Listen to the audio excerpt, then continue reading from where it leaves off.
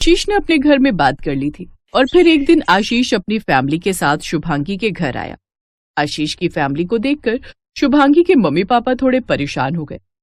शुभांगी की सहेली जिसकी शादी इसी साल हुई थी वो भी इस मौके पर शुभांगी के घर आई हुई थी।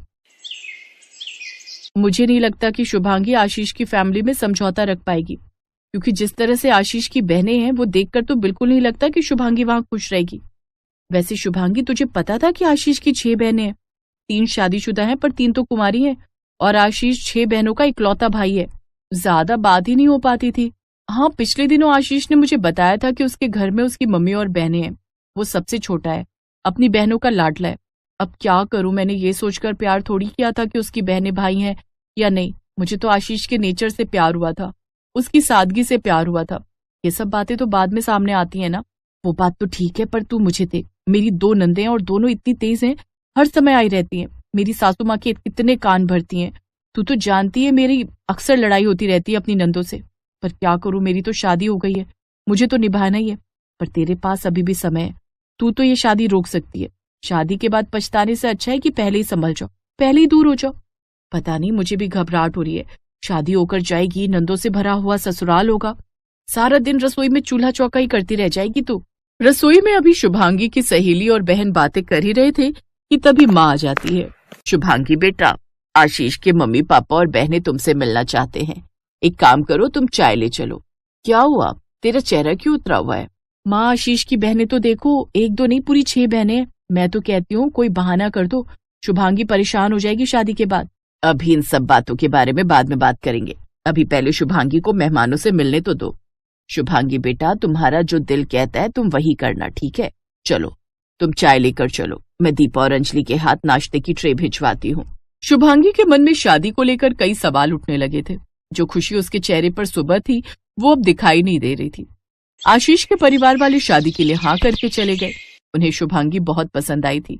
पर रात के समय जब आशीष शुभांगी को मोबाइल फोन पर कॉल करता है तो शुभांगी उसका फोन नहीं उठाती।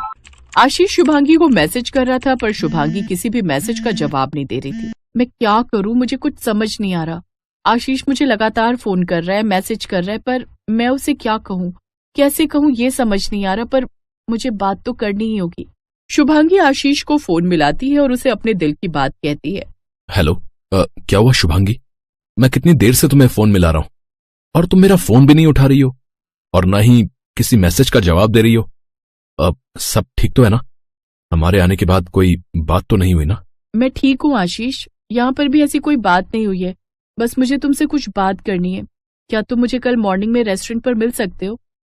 ठीक है, हम कल मिलते हैं। आशीष और शुभांगी अगले दिन एक रेस्टोरेंट में मिलते हैं। आशीष, मैं तुम्हें बहुत प्यार करती हूँ और मैं शादी तुमसे ही करना चाहती हूँ, पर मुझे शादी के बाद अलग रहना है। मेरा मतलब है, मैं इतने बड़े परिवार में नहीं रह सकती। तुम्हारी इतनी सारी बहनों के बीच मुझसे नहीं रहा जाएगा। मेरे मन में बहुत घबराहट है और अगर तुम अलग नहीं रह सकते तो तुम मुझे भूल जाओ, मैं तुमसे शादी नहीं कर पाऊंगी। तुम ये कैसी बातें कर रही हो शुभांगी? मेरी सभी बहनें मुझे जान से भी प्यारी हैं। मैं तुमसे शादी करने के लिए अपनी बहनों को नहीं छोड़ सकता, मैं अपने परिवार को नहीं छोड़ सकता। कोई बात नहीं, अगर तुम्हें मुझसे शादी नहीं करनी तो मैं तुम्हारे बिना रह लूंगा। सॉरी, मैं तुम्हारी इस बात को नहीं मान सकता। बाय। आशीष और शुभांगी के बीच दूरियां पैदा हो गई। जब सच्चाई आशीष की बहनों को पता चली तब उन्होंने एक ही डिसीजन लिया। देख आशीष, तू हम बहनों का लाडला भाई है, तेरे लिए हम अपनी जान भी दे सकते हैं। अगर शुभांगी चाहती है कि तू शादी के बाद अलग रहे तो उसकी बात मान ले। देख, हम तीनों की शादी हो गई है, इन तीनों की भी कुछ टाइम में हो जाएगी, पर माँ को, इस घर को और तुझे शुभांगी की बहुत जरूरत है। हम जानते हैं तू शुभांगी से बहुत प्यार करता है और तेरी खुशी में ही हमारी खुशी है। भाई, हमारा कहना मान, तू शुभांगी से शादी कर ले प्लीज। ज्योति ठीक कह रही है आशीष बेटा, हमें भी कोई ऐतराज नहीं है और फिर अलग रहने में क्या ही बुराई है। तू कभी कभी मिलने आ जाए करना, अब ये तीनों भी तो मिलने आती है ना, और फिर अंकिता, निशा और पूजा भी तो है मेरे साथ। तू टेंशन क्यों लेता है? शुभांगी को फोन कर और उससे बात कर। आशीष ने अपनी माँ और बहनों के कहने पर शुभांगी से बात की और फिर सबकी रजामंदी से आशीष और शुभांगी की शादी हो जाती है। आशीष अपने लिए घर ढूंढ रहा था। अगले कुछ दिनों में जैसे ही घर मिलता आशीष और शुभांगी अलग रहने जाने वाले थे।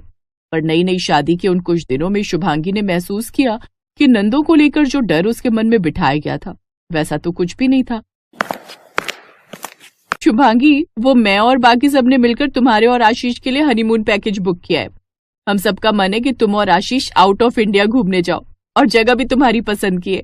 हमें आशीष ने पहले ही बता दिया था कि तुम्हें यूरोप जाना है, हमने इसीलिए यूरोप की टिकट बुक की है।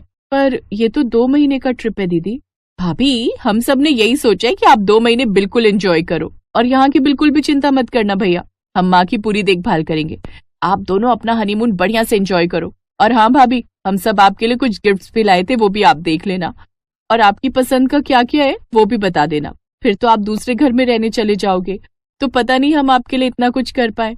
हमारी एक ही भाभी है, और हम सभी नंदे चाहती हैं कि हमारी भाभी के चेहरे पर हमेशा मुस्कान रहे, और हमारी भाभी का चेहरा हमेशा खिलखिलाता रहे। अपनी नंदों का इतना प्यार देखकर शुभांगी की आंखों में आंसू आ जाते हैं। शुभांगी और आशीष 2 महीने के लिए हनीमून पर चले जाते हैं। वापस लौटने के बाद शुभांगी अपना विचार बदल देती है। आशीष जी, मुझे अलग घर में नहीं रहना। मैं अपने इतने भरे पूरे हंसते खेलते परिवार से अलग नहीं रह सकती। मैं दूसरे घर में अकेली क्या करूंगी? मेरा तो आप सबके बिना मन ही नहीं लगेगा। मैं कहीं नहीं जाऊंगी, मैं आप सबके साथ रहूंगी इसी घर में, अपनी सासू माँ और अपनी प्यारी प्यारी नंदों के साथ। शुभांगी का फैसला सुनकर आशीष की मम्मी और बहनों के चेहरे पर खुशी आ जाती है। कहते हैं परिवार छोटा हो या बड़ा, इससे कोई फर्क नहीं पड़ता। जहाँ प्यार होता है वहाँ खुशियाँ अपने आप दस्तक देती हैं। तभी तो कहते हैं प्यार बांटने से प्यार मिलता है।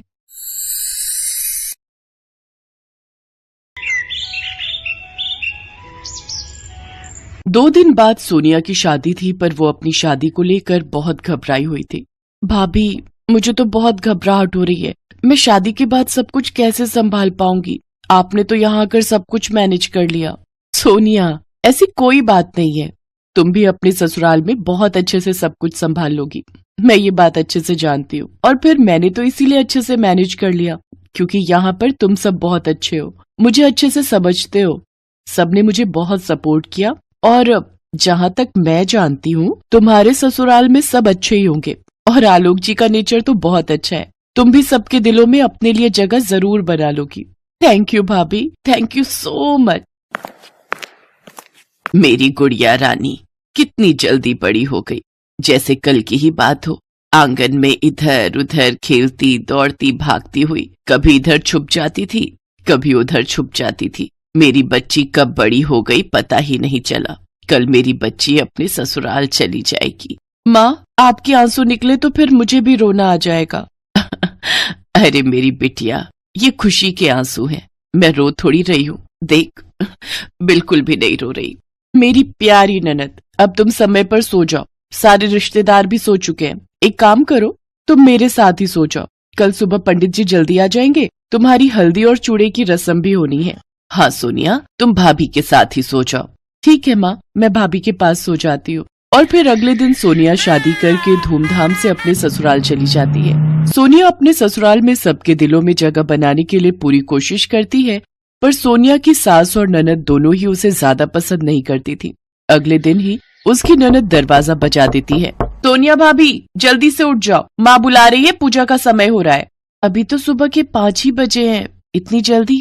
तो रुको, मैं मेघा को बोल देता हूँ। नहीं नहीं, रहने दो आलोक, अच्छा नहीं लगता ऐसे मना करना, मैं उठी जाती हूँ।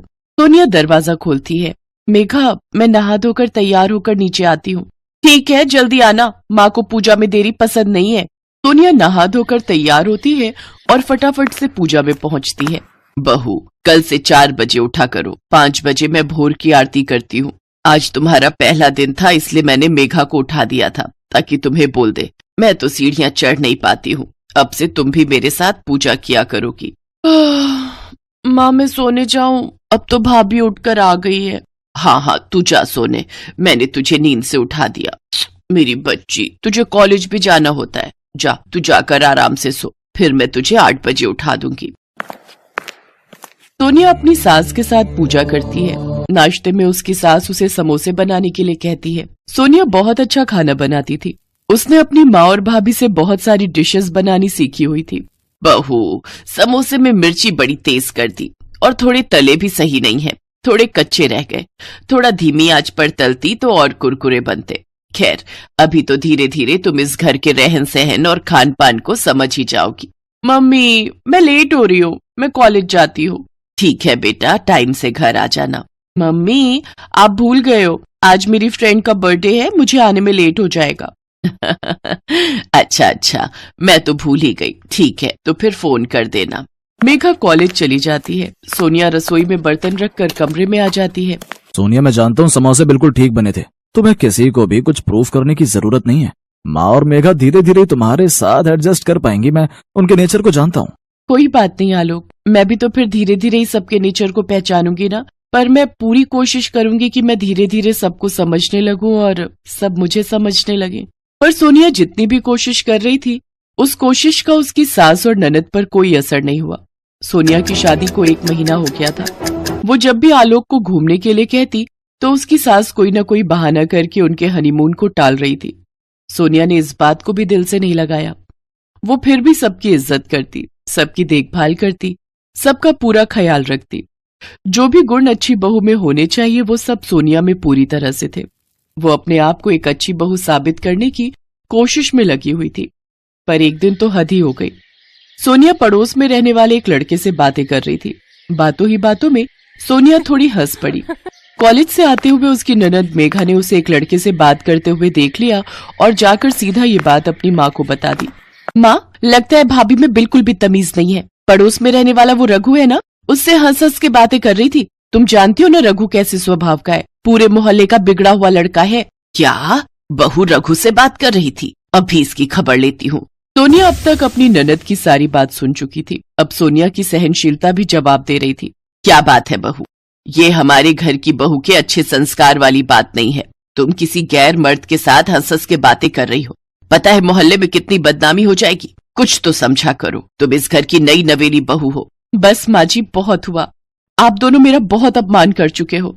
अरे वो पड़ोस में रहने वाला रघु, मैंने उससे बात क्या कर ली? आप तो मेरे ऊपर लांछन लगा रहे हो। आपको पता भी है रघु कौन है? वो बचपन में मेरे स्कूल में पढ़ता था।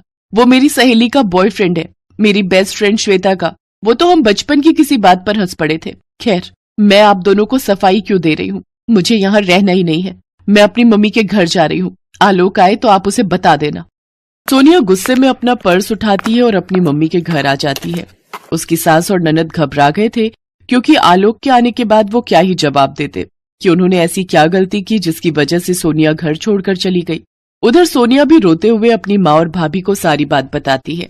भाभी, मैंने उस घर में आपकी तरह जगह बनाने की बहुत कोशिश की, पर नहीं। माँ जी और मेघा, उन दोनों ने मेरा अपमान किया, मेरे चरित्र पर उंगली उठाई। क्या आपको लगता है कि मुझे उस घर में रहना चाहिए, वापस जाना चाहिए? सोनिया, रो मत मेरी प्यारी ननद। मैं आलोक जी से बात करूंगी। तुम्हारे भैया और मैं दोनों मिलकर उनसे बात करने जाएंगे। बहू बिल्कुल ठीक कह रही है। अरे हमने अपनी बेटी दी है तो ये थोड़ी है कि हमारा कोई सम्मान नहीं है। हमने अपनी बेटी को अच्छे संस्कार दिए हैं और वो मेरी बेटी पर इस तरह के लांछन लगा रही है। सोनिया, तुम्हें वहां जाने की कोई जरूरत नहीं है। अब पहले बात होगी तभी तुम वहां जाओगी। उधर आलोक भी अपनी माँ और बहन पर बहुत गुस्सा होता है। तुम्हें पता भी है मेघा, मैं जानता हूँ रघु को वो सोनिया के बचपन का दोस्त है। और खैर कुछ भी हो, वो मेरी पत्नी है। उस पर मैं अपने आप से भी ज्यादा विश्वास करता हूँ। मैं सोनिया को पिछले 3 साल से जानता हूँ। उसके जैसी बहू शायद ही आपको मिलती। अब आप दोनों को उससे माफी मांगनी होगी।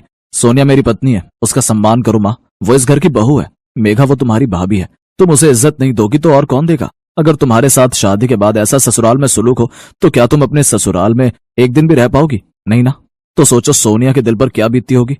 वो बेचारी तो चुपचाप तुम सबसे थोड़ा प्यार पाने के लिए तरस रही है, पर तुम दोनों उससे बिल्कुल भी ठीक से बात नहीं करती हो।